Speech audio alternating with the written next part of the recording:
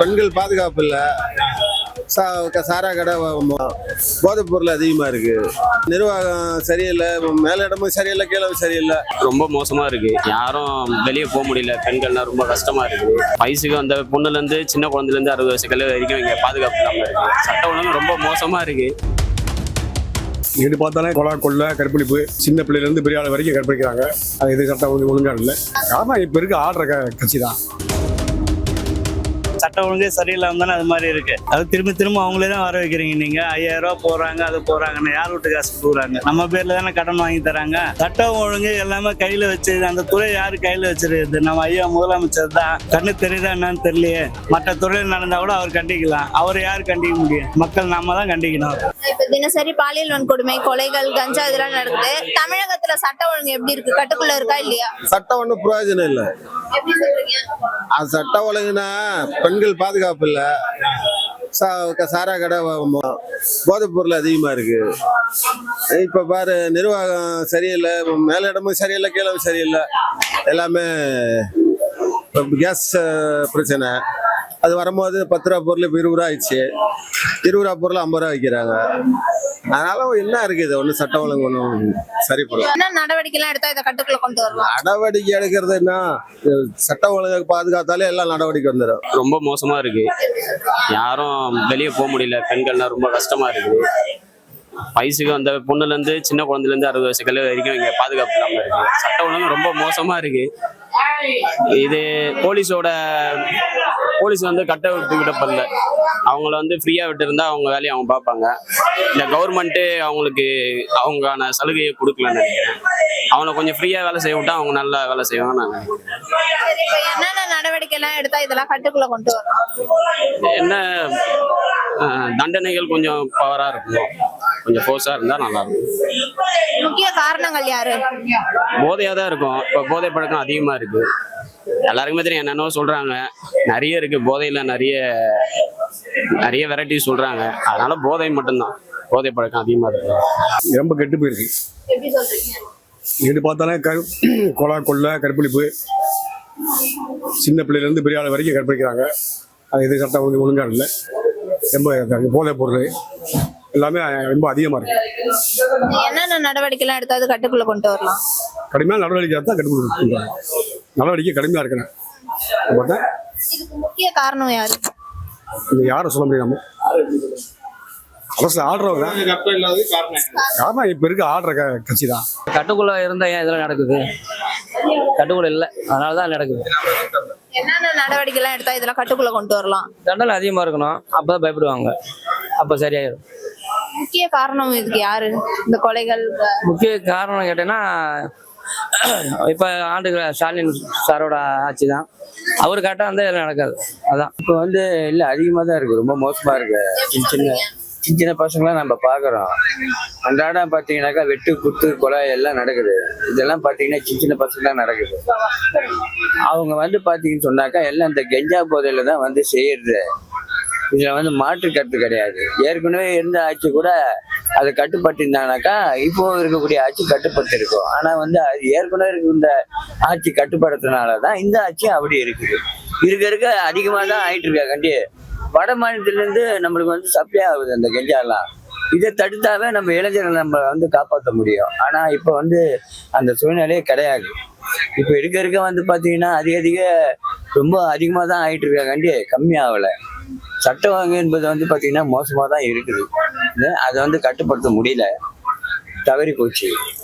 அது இருக்கக்கூடிய இன்னும் வரக்கூடிய காலங்களில் பார்த்தீங்கன்னு சொன்னாக்கா வேலையின்மை தான். இளைஞருக்கு பார்த்தீங்கன்னா வேலை கொடுத்துன்னு சொன்னாக்கா இந்த மாதிரி ஒரு இதுவெல்லாம் நடக்காது. ஏன்னா அவங்களாம் வேலை இல்லாதனால தான் இந்த ஒரு கெட்ட பழத்துக்கு தள்ளப்படுகிறாங்க. இது வேற ஒன்றும் கிடையாது. தமிழகத்தில் சட்டம் ஒழுங்கு மிக மோசமாக தான் இருக்கு. இனி வரக்கூடிய ஆட்சி அதை கட்டுப்படுத்தினாங்கன்னா உண்டு, இல்லைனாக்கா இதை விட மோசமாக தான் இருக்கும். இப்போ என்னென்ன நடவடிக்கை எல்லாம் எடுத்தா இதை கட்டுக்குள்ள கொண்டு வரலாம்? போலீஸ் தான் நடவடிக்கை எடுக்கணும். போலீஸ் இதுல பார்த்தீங்கன்னு சொன்னாக்கா அவங்க வேற மாதிரி, அதாவதுனாக்கா அவங்களே பயப்படுறாங்க. இந்த இளைஞர்களை பார்த்தா அவங்களே பயப்படுறாங்க. ஒரு முறை நான் நேரடியாக பார்க்குறேன். ஒரு போலீஸ்காரு மடக்கிறாரு. 3 பேர் வராங்க. வருகிற போது பார்த்தீங்கன்னு சொன்னாக்கா மடக்கும் போது அந்த போலீஸ்கார ஏன் 3 பேர் வரீங்கன்னு கேட்குறாரு. அப்ப 3 பேருமே வந்து பாத்தீங்கன்னா ஃபுல்லா கெஞ்சி அடிச்சிட்டு இருக்காங்க. அந்த 3 பேருமே என்ன கேக்குறாங்கன்னாக்கா, நீ என்ன திரும்ப உள்ள போடல, ஆனா நான் வெளியே வந்தேன்னு வச்சுக்கேன் உன் பொண்டாட்டி தாலி இருக்காதுன்றான்.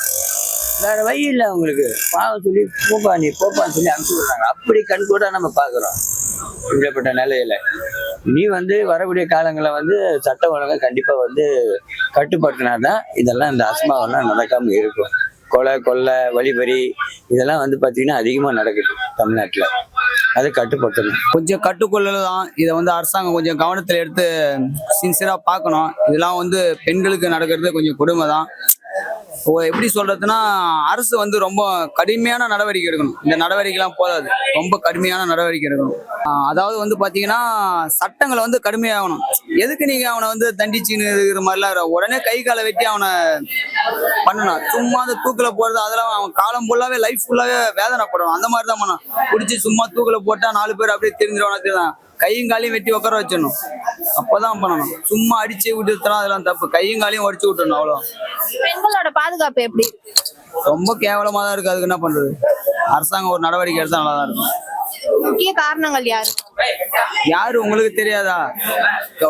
போலீஸ் வந்து நடவடிக்கைல போலீஸ் வந்து அவங்க ஸ்ட்ரிக்டான நடவடிக்கை எடுக்கல.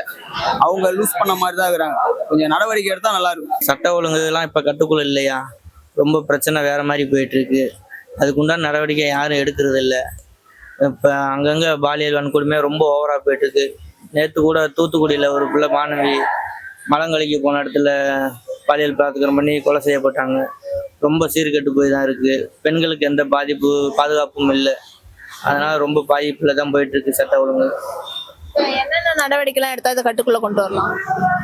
இப்போ இதை பற்றி ஒழுங்கு நடவடிக்கை எடுக்கணும்னா, இந்த பாலியல் பிரச்சனை இது பண்ணுறவங்கள கேஸ் இது மாதிரி போட்டு ஆயுதா போட்டு அவங்களை காப்பாற்றதை விட அவங்களுக்கு அங்கேயே சட்ட நடவடிக்கை பொதுமக்கள்கிட்ட இல்லாட்டி ஒப்படைச்ச வேண்டியதான். இல்லாட்டி அவங்க கடும் நடவடிக்கை மாதிரி ஏதாச்சும் ஒரு தூக்கு தண்டனை போய் ஒரு 5 பேர்த்த பார்த்து திருந்தாலும் திருந்துவாங்க தவிர மற்றபடி அதெல்லாம் கட்டுப்படுத்தலாம் முடியாது.